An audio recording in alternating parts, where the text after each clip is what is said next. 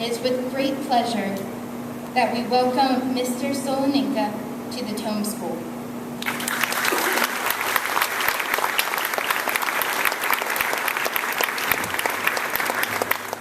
Thank you.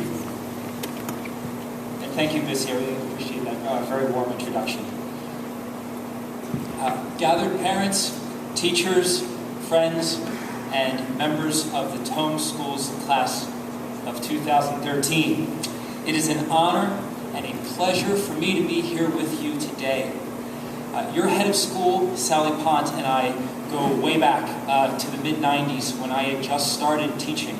And the great pride with which she talks about this school and this community is clearly deserved. It's just a lovely campus with lovely people, and I haven't been called sir so many times in a single day in years. It's just lovely. I can get used to it. Before I start talking about the real reason we're here today, which is you, the class of 2013, I'm going to very briefly give you an idea of who I am. As Missy told you, I am a musician, and I've been fortunate to record several albums and with a number of different groups, and I've performed my music all over the world. And I'm also a mathematician. My degree is in mathematics, and I've been teaching math for 17 years. But saying that I'm a mathematician or that I'm a musician really doesn't get to the heart of what I do. See, I love music. I mean, I'm crazy about it. I own one of those 80 gigabyte classic iPods, not so I can keep movies or anything like that on it, but just so I might have a shot at storing the well over 2,000 CDs that literally line an entire wall of my house. And I know that CDs are going the way of the dinosaurs, so I'm not going to tell you about my vinyl collection. How much do I love music? I have this kind of uncanny ability to hear just a fraction of a second's worth of a song, and I can tell you what it is, and who performed it, and what album it's on, and what year it came out, and maybe I can quote some of the liner notes.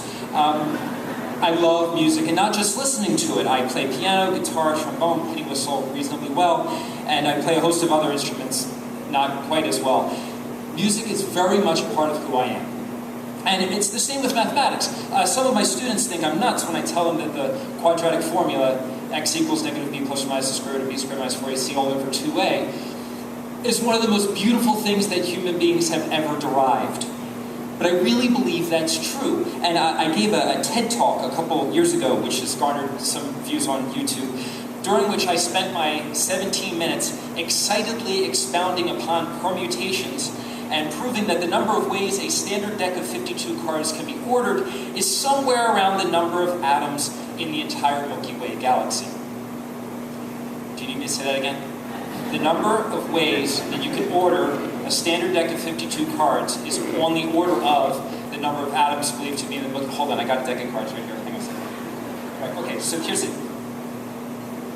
So 52 cards, right? It's 52 factorial, 52 times 51 times. It's this enormous number. It turns out to be 8 times 10 to the 67. 8 with 67 zeros after it. So every time you shuffle a deck of cards, you can be reasonably certain, like close to 100%, that in the entire history of the planet, there's never been a deck of cards in that exact order. And if you don't believe me, I will talk with you after this. And but I've got the math to back it up, and I'm not afraid to use it. Basically, what I'm saying is, I'm a professional nerd. And I'd better explain exactly what I mean by that before I go any further. Because for those of us gathered here today who are of my generation or older, the term nerd was always used as a pejorative. It was meant very much as an insult. Anyone who was into something socially or culturally odd or strange or uncool was a nerd. And to be sure, it was not a label that anyone wanted for him or herself. But the term nerd has undergone a transformation in recent years, mostly because those of us who were called nerds for so long, and believe me, I was one of them, finally realized that it was what it was we were apparently being criticized for: caring deeply about something. Nerds were simply people who were utterly passionate about something that other people were not. And that something could be anything. Since I don't really know any of you, graduates of the Tome School's class of 2013, and you're the ones who are being celebrated today, I needed to do some research for this speech. So I asked my dear friend Sally Pont, what are the characteristics of the members of this class? What makes you tick? What gets you excited about life? It did not take long at all for Miss Pont to text me back several long lists of fascinating attributes held by individuals in this class. This is clearly a passionate group of young people. Here's just a partial list of the descriptors that Sally sent me regarding the students in the class of 2013. Apparently one of you is really into Irish dance. Another of you is really into cupcakes. One of you loves farms. I don't know exactly what that means. Which one of you is it that loves farms? They won't admit it now, Sally. Oh, there we go. Cool. Let's see, one of you loves farms, several of you are experts at hustling on the basketball court, one of you excels at faking a Russian accent. Let's see, one of you is a passionate cheerleader, there's a passionate wearer of all things neon, there's a rhyming aficionado, there's a budding filmmaker, and of course, there are several rabid fans of the TV show Glee. And that's not even the whole class, but I looked at this list and I immediately saw what it is that binds you all together. What makes you the extraordinary class you are. You're all nerds. And to be clear, your head of school is the biggest nerd of all. Have you ever gotten her talking on the subject of post-World War II college football? Dear Lord, she knows a lot about it. And to quote Will Wheaton, who played Wesley Crusher on Star Trek The Next Generation and therefore has quite a bit of nerd cred, Will Wheaton said, being a nerd is not about what you love, it's how you love it. So I guess what I'm saying is, a jock is a nerd who cares as much about football as I care about mathematics.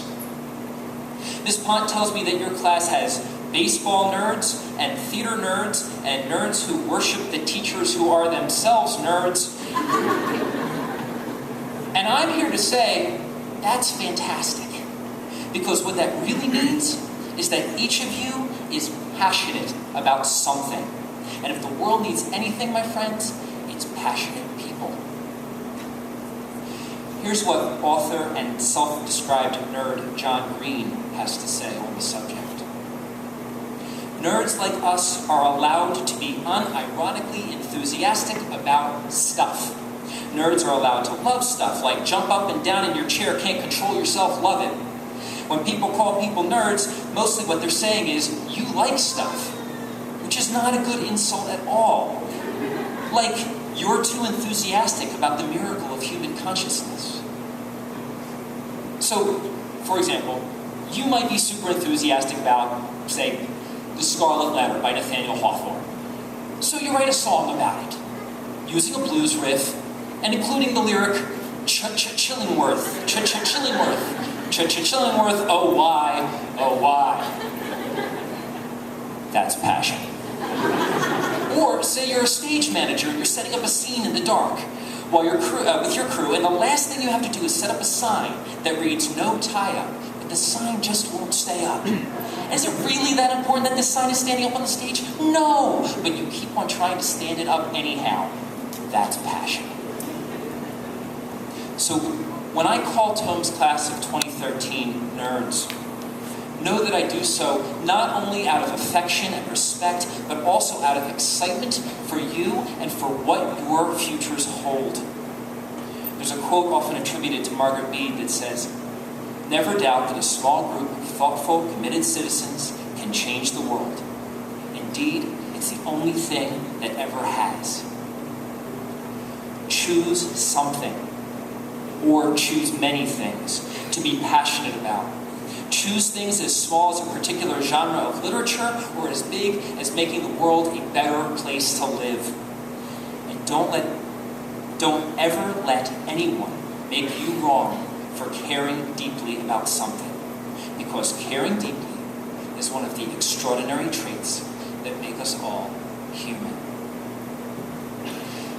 Fellow nerds, it has been an honor for me to join you on this stage today. Now get out there and show us what you've got.